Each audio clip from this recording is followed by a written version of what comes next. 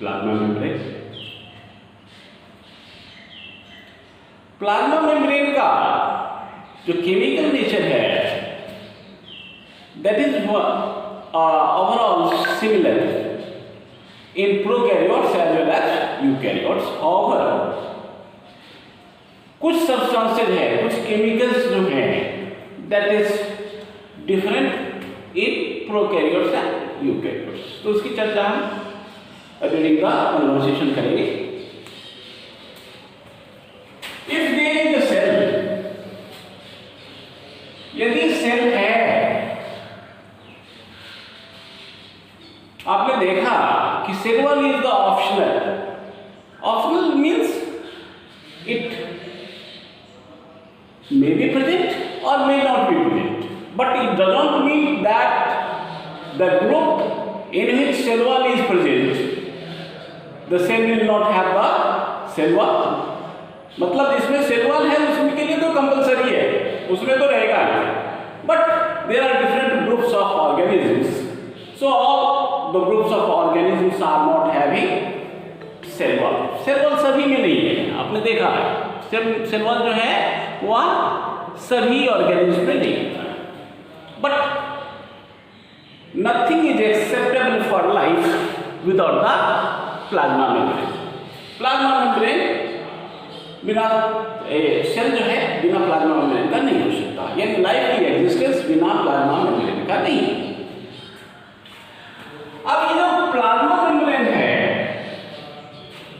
ये क्या है? इट इज प्लाज्मा मेम्ब्रेन जो है इट इज थिन है, डायनामिक है,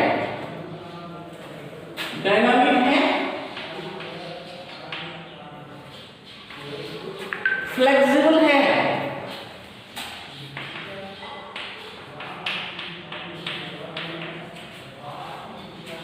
डिफरेंशियली परमिएबल है, सेलेक्टिवली परमिएबल है,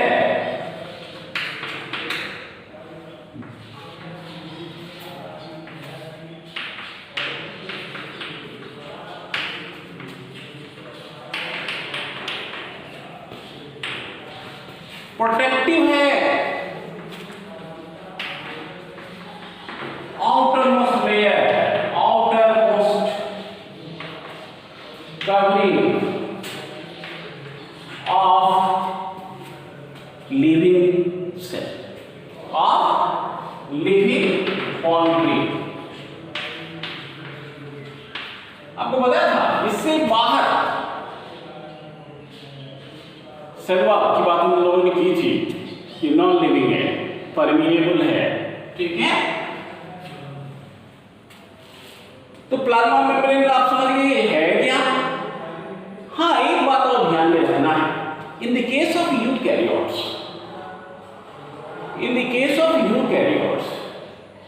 organelles present inside the cell also having membranes, cell membrane में कॉमन आ गया whether plasma membranes or organelle membranes, okay. तो आपने पढ़ा है या पढ़ेंगे आगे, माइटोकॉन्ड्रिया है, क्लोरोप्लास्ट है, गोल्गी कॉम्प्लेक्स है, एंडोप्लाज्मिक रेटिकुलम है, all those organelles having its own membranes। However, in the case of prokaryotes, आपको बताया था there is single membrane system, only plasma membrane is present, no other membranous structures are present in the case of prokaryotes। तो ये जो plasma membrane है ये outer most boundary है, ये तो आपने देख लिया, ये थिन है, फ्लेक्सिबल है, डायनामिक है। It explains the growth, the permeability, the secretion, यानी different properties of the cell. It means cell to cell interaction, cell to cell adherence, all these functions are performed by the plasma membrane। तब इस plasma membrane के बारे में हम देखते हैं कि प्लाज्मा मेम्ब्रेन कैसे बना हुआ है। Different models have been given at time to time different times पर डिफरेंट मॉडल्स दिए गए हैं, but we have to study only one model, that is fluid mosaic model. हम लोग पढ़ेंगे, समय समय पर डिफरेंट मॉडल्स दिए जाते हैं to explain the property of any component. तो प्लाज्मा मेम्ब्रेन के लिए भी बहुत सारे मॉडल्स दिए गए हैं। प्लाज्मा मेम्ब्रेन के स्ट्रक्चर को एक्सप्लेन करने के लिए different models have been given. ठीक है, सैंडविच मॉडल दिया गया डैनियलियन डेल्सन के द्वारा, यूनिट मेम्ब्रेन कंसेप्ट दिया गया रॉबर्टसन के द्वारा, and there are other models too, but none of the models except fluid mosaic model explain the dynamic nature of plasma membrane. Means according to other models, plasma membrane is static in nature, and any static structure cannot explain the property that is the growth, transport and secretion of substances. समझ गए? पहले जितने models दिए गए थे उसके मुताबिक plasma membrane की थिकनेस जो है वह कांस्टेंट है। प्लाज्मा मेम्ब्रेन का जो केमिकल कंपोनेंट्स है वह कांस्टेंट रहता है। किसी भी स्ट्रक्चर की थिकनेस यदि कांस्टेंट हो जाएगी, चलो थिकनेस कांस्टेंट हो भी सकती है, लेकिन यदि उसके कंपोनेंट्स का पोजीशन फिक्स हो जाएगा, then it can not allow any type of growth, any type of transport, any type of movement across the membrane. That is why other models जितने भी दिए गए, those models are having only historical significance. तो हम किस model की बात करेंगे? We have to study about fluid mosaic model of plasma membrane given by Singer and Nikolson। ठीक है, तो हम लोग पढ़ेंगे जिस मॉडल की बात, that is fluid mosaic model.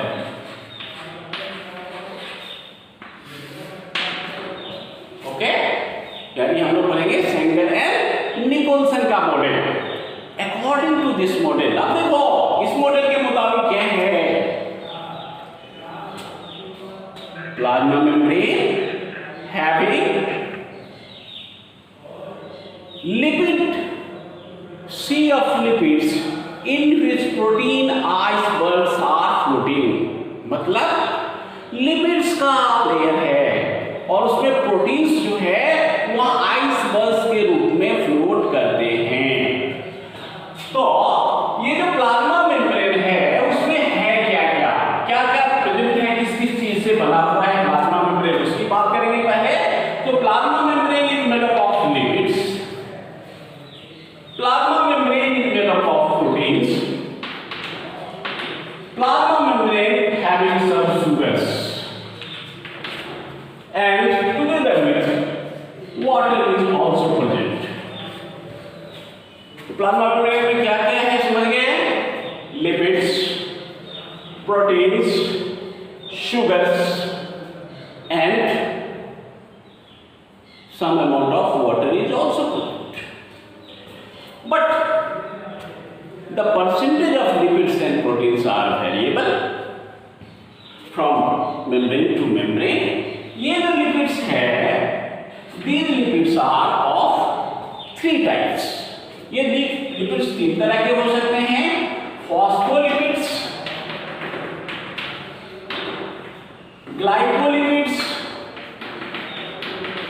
And sterols. तीन तरह के लिपिड्स प्लाज्मा मेम्ब्रेन में है। Phospholipids particularly lecithin and cephaeline, glycolipids, phospholipid का मतलब हुआ लिपिड के साथ फॉस्फोरस जुड़ा हुआ है। ठीक है, फॉस्फोलिपिड्स। ग्लाइकोलिपिड्स, ग्लाइकोलिपिड्स का मतलब हुआ लिपिड्स के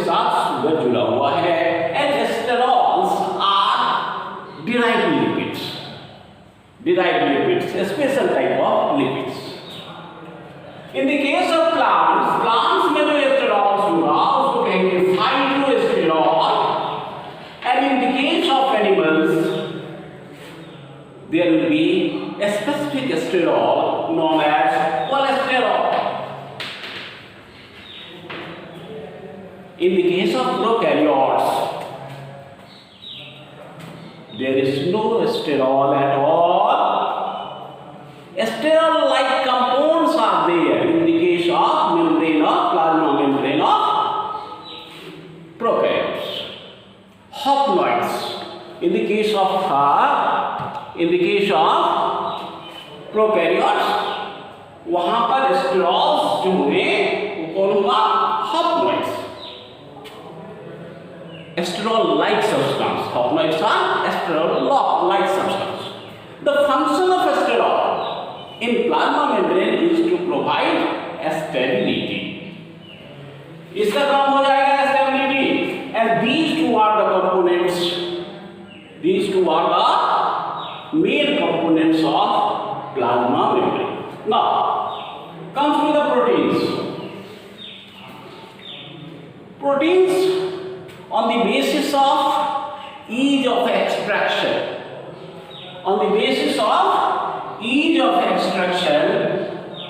proteins are kept into two groups. Extraction के आधार पर how easily can we separate proteins from the plasma membrane, उसके आधार पर on the basis of extraction proteins जो होता है उसका दो ग्रुप होता है. One is called peripheral protein, other is called integral protein. So peripheral protein and second group क्या कहा बेटा? Integral protein. अभी हम स्ट्रक्चर देखेंगे. Just I am giving you information. What are the chemical compositions of plasma membrane? What are the different chemicals that constitute that are required for the formation of plasma membrane? So proteins जो surface पर रहता है उसको हम आसानी से अलग कर सकते हैं. Such proteins are called peripheral proteins. जो प्रोटीन सरफेस पर नहीं रहता है, मेम्ब्रेन के अंदर रहता है, उसको हम कहते हैं integral proteins. You can say peripheral protein को हम कह सकते हैं एक्सट्रिंसिक प्रोटीन्स, इंटीग्रल प्रोटीन को हम कह सकते हैं इंट्रिंसिक प्रोटीन्स. ठीक है, तो ये तो था on the basis of how easy can we extract separate these components from the membrane. Now on the basis of functions, proteins may be structural,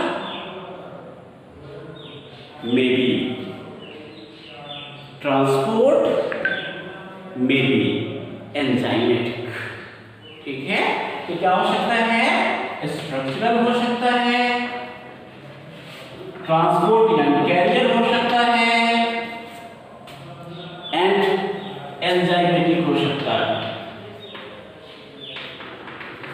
on the basis of functions proteins को तीन group में बांट दिए: structural, carrier, enzymatic. There are about 30 types of proteins associated with the plasma membrane that can be enzymatic in action. Sugars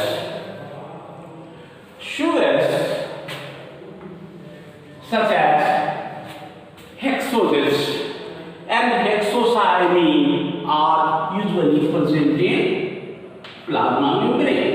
Hexose and hexosyamine, these are the sugars commonly associated with the plasma membrane. Okay, so in this way आपने ये तो देख लिया कि plasma membrane में क्या क्या होता है. ना ये जो कैसे अरेंज होता है, how they are arranged in plasma membrane.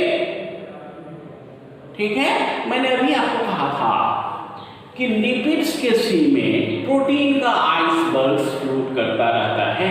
ना आइसबर्ग्स जो है उसके साइज डिफरेंट है. आइसबर्ग्स जो है लिपिड्स के लेयर में फ्लोट करता रहता है.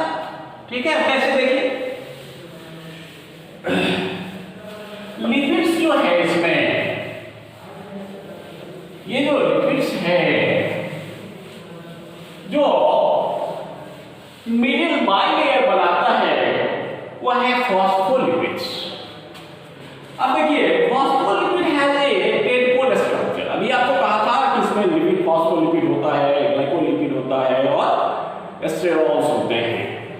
तो ये जो लिपिड्स हैं, दिस इज द लिपिड, ये लिपिड मॉलिक्यूल है, ये लिपिड मॉलिक्यूल्स है, और ये लिपिड का जो मॉलिक्यूल्स हैं ये अरेंज होता है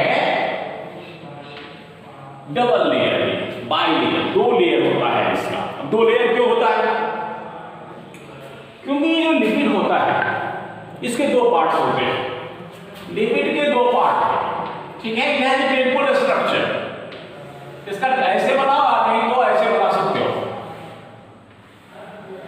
ठीक है। It has a tadpole structure, means ये जो है ये फॉस्फेट ग्रुप है, phosphate group is there, and this part जो है, this part is fatty acid group, fatty acid chain, long chain of fatty acids, ठीक है। तो ये लिपिड्स होता है ना, लिपिड्स का हम पढ़ेंगे भी, तो ये अल्कोहल और फैटी एसिड्स दोनों मिलकर के क्या करता है, लिपिड्स बनाता है। और ये जो लिपिड है इसमें फॉस्फेट ग्रुप जुड़ा हुआ है, ठीक है।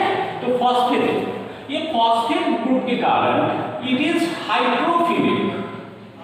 दिस पार्ट जो है, हेड जो है वह है हाइड्रोफिलिक, एंड टेल जो है वह जो है ये है hydrophobic. So each lipid molecule has 2 parts. One part loves the water and other part hate the water. Means जो पार्ट वाटर लविंग होगा, हाइड्रोफिलिक होगा, वह देख रहे हैं आप, ये बाहर की तरह है, ये वाटर के कांटेक्ट में होगा तो इस पर इसका कोई फर्क नहीं पड़ेगा, ठीक है। अब देखिए दूसरा जो लेयर है, दूसरा, इसका मतलब इधर भी वाटर हो सकता है, तो वाटर को अवॉइड करने के लिए इसके 2 लेयर्स जो है ऑपोजिट डायरेक्शंस में ओरिएंट हो जाते हैं, ठीक है। तो अब देखो दूसरा लेयर जो है यहां पर इस तरह ये ऑपोजिट डायरेक्शंस में क्या हो जाएंगे, ओरिएंट हो जाएंगे। So due to this different nature of different parts of the phospholipids, they get arranged to form a lipid bilayer. ये lipid bilayer है, this is lipid bilayer. Now proteins, अभी मैंने आपको कहा proteins are peripheral और integral. So proteins are peripheral और integral. Proteins जो है वह पेरिफेरल भी हो सकता है और इंटीग्रल भी हो सकता है। पेरिफेरल भी हो सकता है और क्या हो सकता है, इंटीग्रल भी हो सकता है, ठीक है।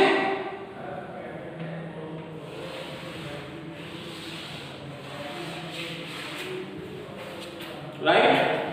सो ये देखो, ये प्रोटीन का लेयर है, ठीक है, यहां भी प्रोटीन का लेयर है। सो प्रोटीन जो है ये ऊपर वाले भी है, सरफेस पर, दोनों तरफ सरफेस पर है। इट मींस ये जो प्रोटीन है, these proteins can easily be extracted, separated from the membrane even with the help of slight change in the pH. pH को थोड़ा सा चेंज कर दें तो ये प्रोटीन आसानी से अलग हो सकता है। दैट इज व्हाई ये पेरिफेरल प्रोटीन है, ये एक्सट्रिंसिक प्रोटीन है, ये सरफेस प्रोटीन है, ठीक है। अब देखो दूसरा जो प्रोटीन आप देख रहे हैं, this is integral protein. Integral protein, ये इंटीग्रल प्रोटीन है, ये भी इंटीग्रल प्रोटीन है, ठीक है। लेकिन ये इंटीग्रल प्रोटीन जो है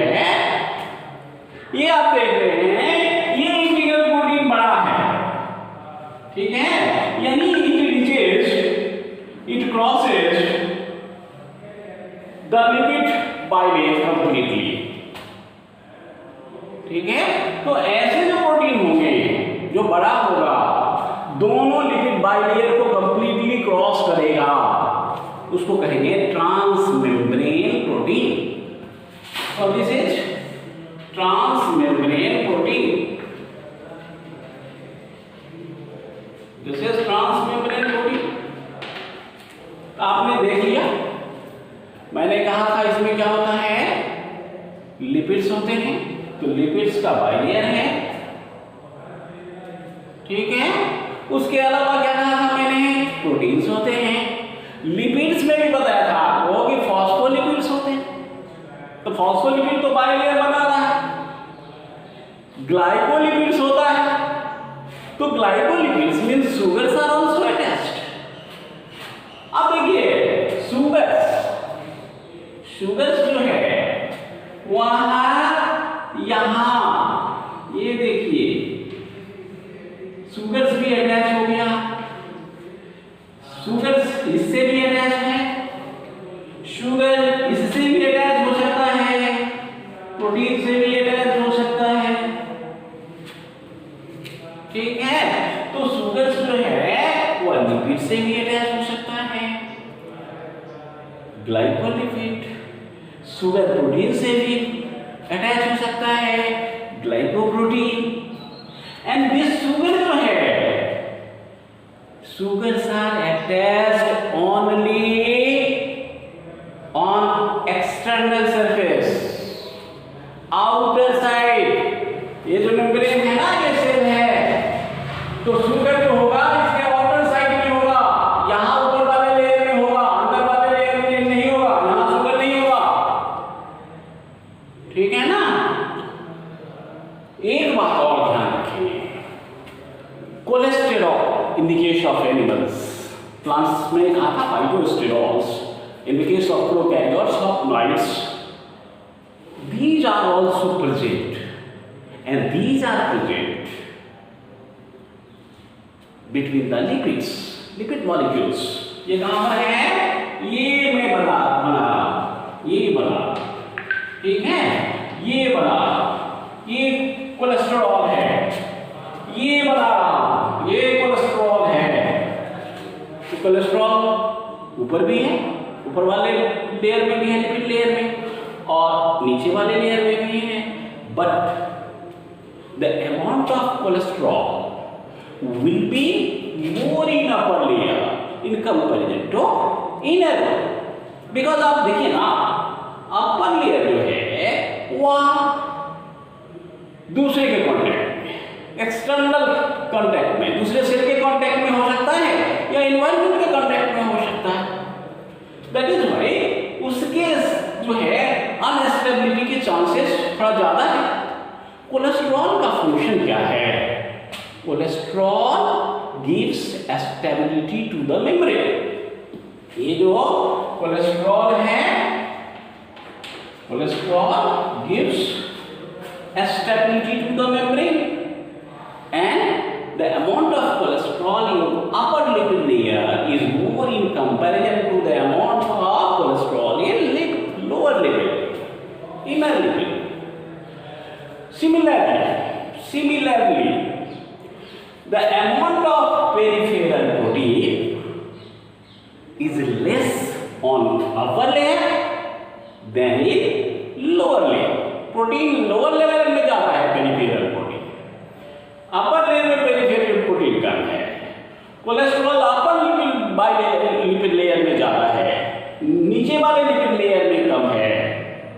शुगर्स जो है they are attached only with the outer layers, means proteins and lipids both, and helps in cell to cell recognition, forming cell envelope, cell coat, and gives antigenic properties। ये sugar के कारण जो होता है वह cell में antigenic properties develop हो जाते हैं।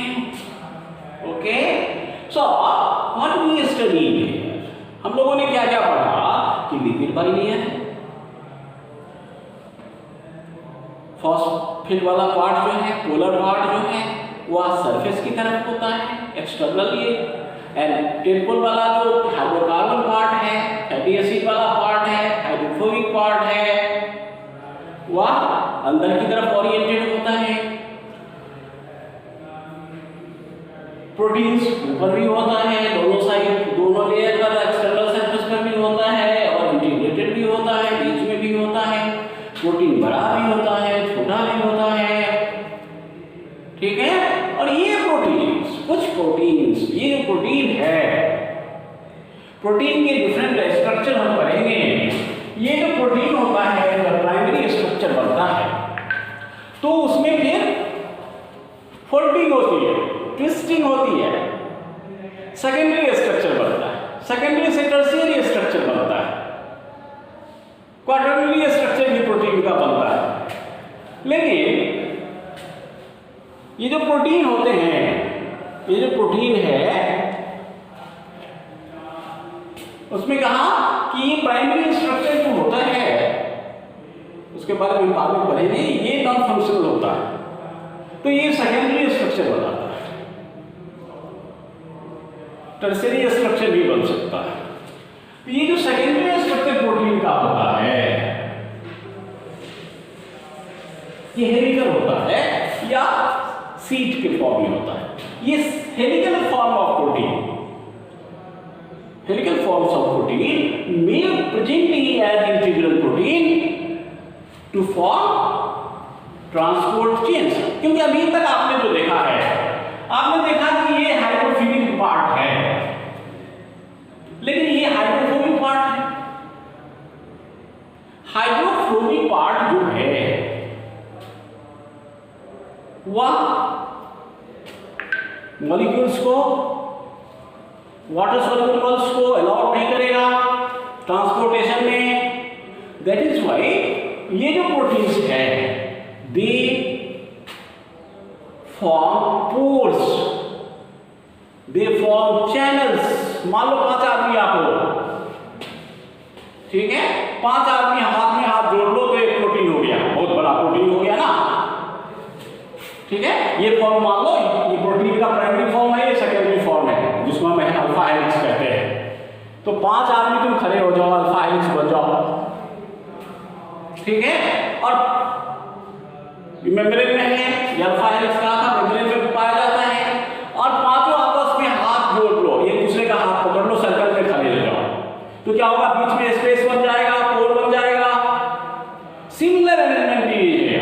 सिमिलरली जो है अल्फा हेलिक्स जो है, लार्ज अल्फा हेलिक्स, ये एक हेलिक्स है, सो ये इसमें दूसरा हेलिक्स नहीं हो सकता है ना बाबू, इसमें दूसरा हेलिक्स नहीं बन सकता है, फिर इसमें तीसरा हेलिक्स नहीं बन सकता है।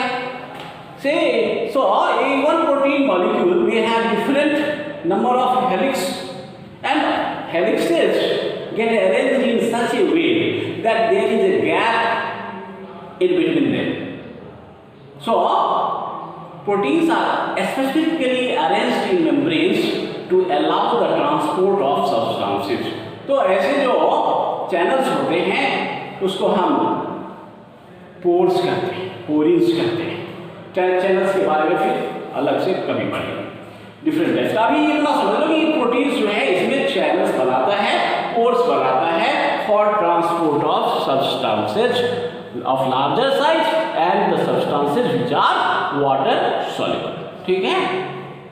चलिए अब देखिए, मैं कह रहा था आपको ये जो डिफरेंट कंपोनेंट्स है, how they are arranged, it is clear. This structure of the membrane explains the property of plasma membrane. कैसे? एक तो मैंने कहा कि सरफेस पर शुगर है, देखो एसिमेट्रिक है, मेम्ब्रेन एसिमेट्रिक है। एसिमेट्रिक क्यों कहा समझे? क्योंकि कहा कि प्रोटीन ऊपर में कम है, नीचे ज्यादा है, यानी both the surfaces having different natures. Cholesterol ऊपर ज्यादा है, अंदर वाले लेयर में कम है, शुगर ऊपर ज्यादा है, नीचे है ही नहीं। So both the surfaces are of different nature, so membrane is asymmetric. यदि दोनों तरफ पहले का जो मॉडल हालांकि हम उसकी ज़्यादा एक्सप्लेनेशन नहीं किए थे। जो सैंडविच मॉडल था उसके मुताबिक होता है क्या, ये मेम्ब्रेन सिमेट्रिक होता है, सिमेट्रिक होता है, यानी दोनों तरफ सेम होता है। जहां दोनों तरफ सेम चीजें होंगी वहां डायनामिसिटी नहीं होगी। दूसरी बात, उसके मुताबिक जो मॉडल्स होते हैं यानी उनके मुताबिक मेम्ब्रेन का थिकनेस जो है 75 एंगस्ट्रॉम है, फिक्स्ड है। इसके मुताबिक मेम्ब्रेन का थिकनेस फिक्स नहीं है, इट में vary depending upon the different species, the thickness of the plasma membrane vary, and this thickness is determined by the lipid and protein molecules, that is the components of plasma membrane. दूसरी बात देखिए, membrane is asymmetric. अब इसमें होता क्या है, how it explains the property of cell expansion. Transport को तो मैंने अभी एक्सप्लेन किया कि जो आयनिक मॉलिक्यूल्स है स्मॉल है वो आसानी से पास कर सकता है, लेकिन जो वाटर सॉल्युबल मॉलिक्यूल्स हैं, हाइड्रोफोबिक मॉलिक्यूल्स हैं, वो क्रॉस नहीं कर सकता। उसके लिए इसमें क्या करता है, प्रोटीन्स जो है वो चैलेंज बनाता है। ठीक है, इसके अलावा इसमें कुछ कैरियर प्रोटीन्स, कैरियर प्रोटीन्स का मतलब हुआ किसी चीज को वहां इंटरेक्ट करके बॉन्ड बना लेगा और धीरे धीरे उस चीज को बाहर से अंदर शिफ्ट कर देगा, तो कैरियर प्रोटीन्स कहेंगे उसको। अभी इसकी हम थोड़ा सा प्रॉपर्टी देखते हैं। प्रॉपर्टी क्या है इसका, देखो ये तो लिपिड मॉलिक्यूल्स हैं, ये लिपिड मॉलिक्यूल्स हैं। इस लिपिड मॉलिक्यूल्स में तीन तरह के मूवमेंट्स हो सकते हैं। मतलब this membrane is not solid, this membrane is not liquid, this membrane is semi-solid, this membrane is quasi-fluid. क्या है? What is the nature? Quasi-fluid means neither solid nor liquid. So whenever there is any substance having quasi-fluid nature, there is possibility to change up to certain extent. Complete change is not possible, not allowed. However, कुछ ना कुछ change इसमें allowed है। क्या change allowed है देखिए, क्यों allowed है वो देखिए। अभी मैंने कहा ये जो लिपिड मॉलिक्यूल्स है, दिस लिपिड मॉलिक्यूल्स जो है, these lipid molecules showing three types of movements. तीन तरह के मूवमेंट्स उसमें पॉसिबल है। कौन कौन सा मूवमेंट पॉसिबल है? Rotational movement, rotational movement. अभी हम समझाते हैं इसको। लिपिड का बात कर रहा हूं मैं। Lipid has three types of membrane movements, rotational, lateral movement and transitional movement, a transversional movement.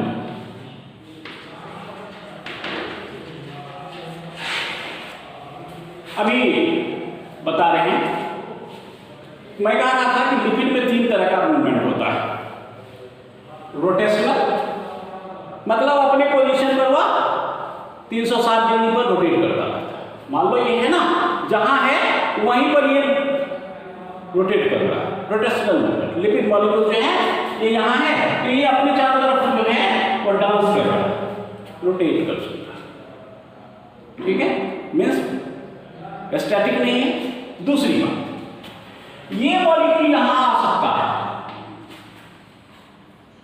और ये मॉलिक्यूल यहाँ आ सकता है, फिर ये मॉलिक्यूल यहाँ भी जा सकता है, ये यहाँ आ सकता है। And this type of movement is very common, very fast. ये मूवमेंट है that is very common and very fast. कौन सा movement?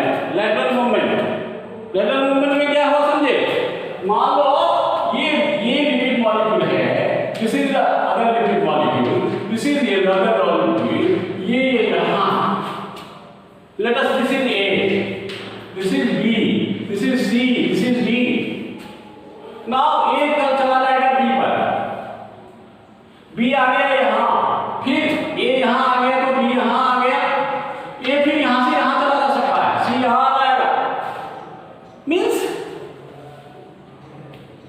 a living molecule have the possibility to shift any of the molecules of the lipids surrounding them.